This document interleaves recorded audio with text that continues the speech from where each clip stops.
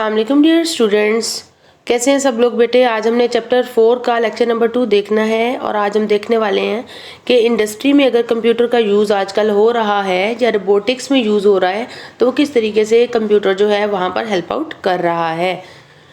Uses of computer in the industry, जो computers हैं वो बेसिकली अगर आपने कोई भी मैन्युफैक्चरिंग प्रोसेस है, लेट्स सपोज गाड़ियाँ बनाने की फैक्ट्री है या कोई व्हीकल्स बनाने की फैक्ट्री है, ठीक है, वहाँ पे सारे प्रोसेस को कंट्रोल करना है या मॉनिटर करना है तो वहाँ पर कंप्यूटराइज सिस्टम्स लगा दिए जाते हैं। जिससे होता क्या है कि आपकी जो मशीनरी है जो कि मैन्युफैक्चरिंग कर रही है वो मुसलसल रन होती रहती है और उस रनिंग एनवायरनमेंट में टेम्परेचर, प्रेशर, क्वालिटी, जो भी आप प्रोडक्ट्स जो है बना रहे हैं वहाँ पे उनकी एक्यूरेसी, हर चीज़ का हिसाब रखने के लिए जो सिस्टम्स हैं वो लगे हुए होते हैं।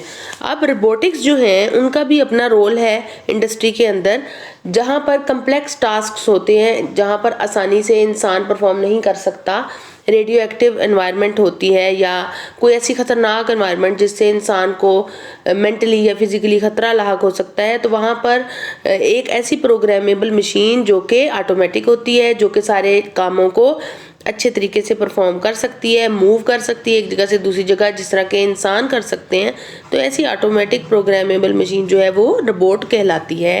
ये बिल्कुल इंसानों की तरह ही काम कर रहे होते हैं, ऐसे इन्वायरमेंट में काम कर रहे होते हैं जो कि इंसानों के लिए नुकसानदेह हो सकती है। जहाँ पे लेट्स सपोज कोई केमिकल एनवायरनमेंट है, केमिकल पैकेजेस रखे हुए हैं जिससे आपकी ज़िंदगी को ख़तरा लाग हो सकता है, तो वहाँ पर रोबोट्स जो हैं वो काम कर रहे होते हैं। ये थकते भी नहीं हैं, आराम से काम परफॉर्म करते रहते हैं, एक्यूरेटली काम करते रहते हैं, क्योंकि इंसान जो है वो उसकी कोई ना कोई लिमिट होती है। अगर वो काम कर रहा होता है तो कुछ लम्हों के बाद या कुछ घंटों के बाद वो थक सकता है और उसके काम में एक्यूरेसी में भी फ़र्क पड़ सकता है। हो सकता है स्टार्ट में वो काम बहुत अच्छे तरीके से कर रहा हो, बाद में वो थक जाए, प्रॉपरली काम ना कर पा रहा हो, लेकिन रोबोट्स जो हैं वो एक ही जैसी एक्यूरेसी के साथ बगैर थके अपने अपने काम करते रहते हैं जिस भी काम पर उनको लगाया जाए।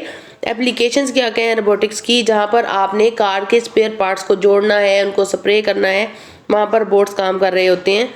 इसके अलावा जहाँ पे हैवी इक्विपमेंट है, हैवी मशीनरी है, उसको एक जगह से दूसरी जगह, या पावर केबल्स हैं उसको उठाकर एक जगह से दूसरी जगह लाना जाना है, वहाँ पर भी रोबोट्स काम कर रहे होते हैं। ब्लड सैंपल्स लेने हैं, वहाँ पर भी रोबोट्स काम कर रहे होते हैं। इसके अलावा आर्टिफिशियल सैटेलाइट्स में या कोई तापकारी एनवायरनमेंट है वहाँ पर, जहाँ पर आपकी स्किन को ख़तरा हो सकता है किसी भी तापकार एलिमेंट से, वहाँ पर भी रोबोट्स काम कर रहे होते हैं। नेक्स्ट बात आ जाती है कंप्यूटर एडेड डिज़ाइन क्या होता है। अगर इंजीनियर्स ने, आर्किटेक्ट्स ने किसी भी चीज़ का कोई मॉडल डिज़ाइन करना है, किसी बिल्डिंग का, किसी कार का, किसी व्हीकल का, एरोप्लेन का, तो वो कंप्यूटर एडेड डिज़ाइन से हेल्प आउट लेते हैं। होता क्या है कि आपने जो भी चीज़, कोई व्हीकल, कोई एयरक्राफ्ट, ब्रिजेस, बिल्डिंग्स, कुछ भी चीज़ बनानी है उसका पहले कंप्यूटराइज्ड डिज़ाइन तैयार किया जाता है हार्डवेयर और सॉफ्टवेयर की मदद से, जिससे ये होता है कि आपका मॉडल असल में बनने के बाद दिखने में कैसा होगा, हर एंगल से आप अपने मॉडल को पहले जज कर लेते हैं। अगर उसमें कोई चेंज रिक्वायर्ड है तो आप उसमें चेंज कर लेते हैं, उसके बाद आप उसको इन एक्चुअल बनाना स्टार्ट कर रहे होते हैं। इसमें होता है कि अगर एक्स एक्सिस की वैल्यू चेंज की है तो वाई और जी उसके हिसाब से ही चेंज हो जाते हैं, और हर एंगल से आप अपनी गाड़ी को, अगर गाड़ी का मॉडल आपने बनाया है, डिज़ाइन किया है, तो उसको हर एंगल से गाड़ी को आप देख सकते हैं।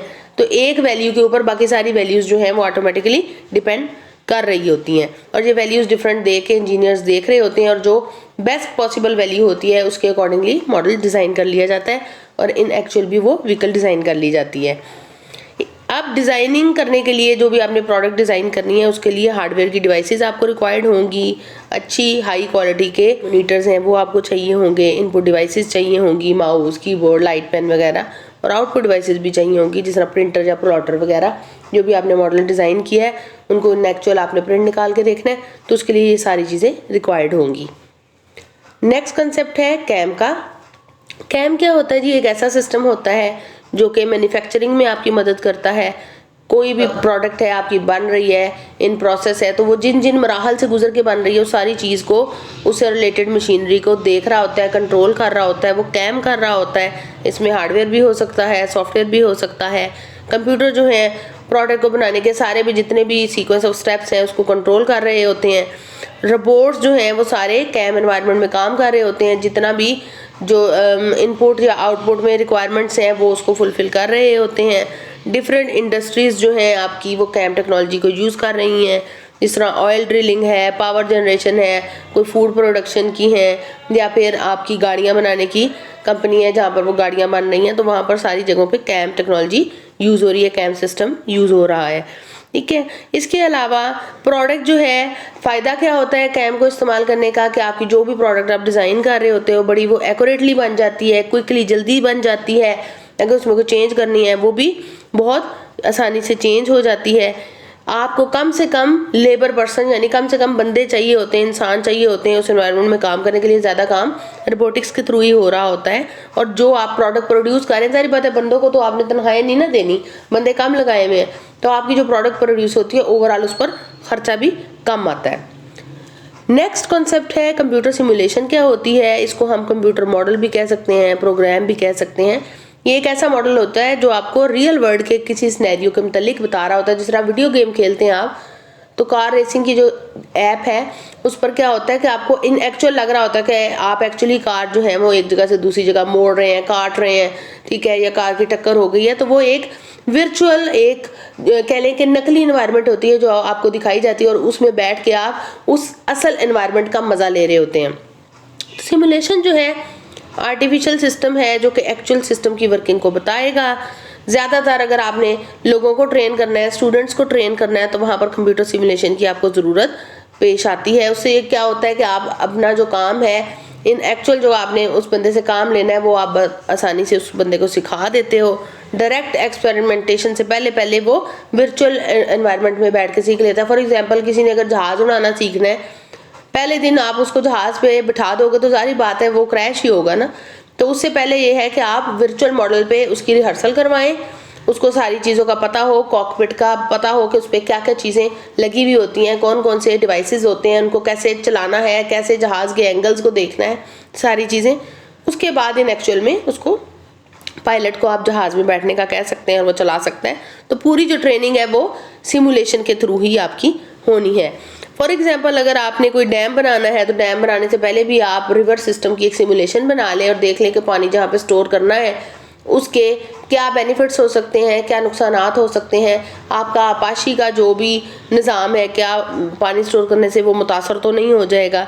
इसी तरह एजुकेशनल इंस्टीट्यूट्स हैं, कोई स्टूडेंट्स ने ऐसे प्रैक्टिकल्स देखने हैं जो बड़े कॉम्प्लिकेटेड हैं, फर्स्ट टाइम में ही जो है वो स्टूडेंट्स परफॉर्म नहीं कर सकते, या उसमें कोई केमिकल्स ऐसे यूज़ हो रहे हैं जो बड़े महंगे वाले हैं, तो फौरी से स्टूडेंट्स को इतने केमिकल जो महंगे वाले हैं हम नहीं दे सकते। तो आप उनकी एक वर्चुअल एनवायरनमेंट में पहले प्रैक्टिस कराएं ताकि इन एक्चुअल आपका केमिकल कम से कम इस्तेमाल हो जब भी वो यूज़ करना चाहें। नेटवर्क की सिमुलेशन करनी है तो आप स्टूडेंट्स को बाकायदा सिखा सकते हैं कि जो आपकी फ़िज़िकल लेआउट है, आपके नेटवर्क का जो टोपोलॉजीज़ हैं, स्टार है, बस है, रिंग है, आपने एक नेटवर्क के अंदर कंप्यूटरों को फिजिकली कैसे जोड़ा हुआ है, उनको किस तरीके से आपने सिमुलेशन के थ्रू क्रिएट करना है, ताकि इन एक्चुअल जब उन्होंने प्रॉपरली एक नेटवर्क को, एक कंप्यूटर को एक दूसरों से जोड़ना है तो उससे पहले उनकी रिहर्सल हो चुकी हो, ताकि उस टाइम उन्हें मसला ना हो, उन्हें सारा आइडिया हो कि इस तरीके से कनेक्टर्स लगेंगे और कंप्यूटर जो है एज ए नेटवर्क काम करना शुरू कर देंगे। Thank you so much. आज की वीडियो कैसी लगी लाजमी बताइएगा।